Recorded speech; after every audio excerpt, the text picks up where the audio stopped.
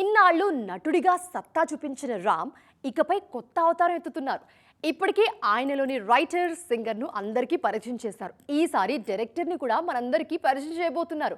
మరి energetic star ఏ genre కథతో megaphone పట్టబోతున్నారు?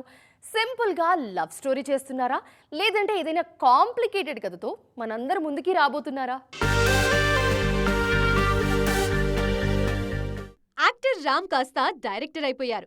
రాపో 23 పేరుతో స్వీయ దర్శకత్వంలో సినిమా ప్రకటించారు. ఇన్నాళ్లు ఇతరుల కథల్లో నా మొహం చూశారు, ఇకపై నా కథలో నా గొంతు వింటారు అంటూ పోస్టర్ రిలీజ్ చేశారు రామ్. ఈ లుక్ క్యూరియాసిటీని క్రియేట్ చేస్తోంది. పైగా తొలి సినిమాతోనే సెన్సేషనల్ ఎక్స్పెరిమెంట్ చేయబోతున్నారు energetic star.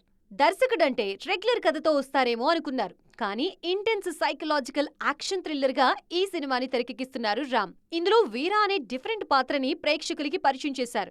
The story of alone wolf అంటూ రిలీజ్ చేసిన పోస్టర్ ఉత్కంఠ రేపుతోంది. సినిమాపై సరికొత్త వైబ్స్ క్రియేట్ చేస్తోంది. సొంత బ్యానర్ శ్రవంతి మూవీస్ ఉన్న రాపో సినిమాటిక్స్ అనే కొత్త ప్రొడక్షన్ హౌస్ లాంచ్ చేసి ఆశ్చర్యపరిచారు రామ్.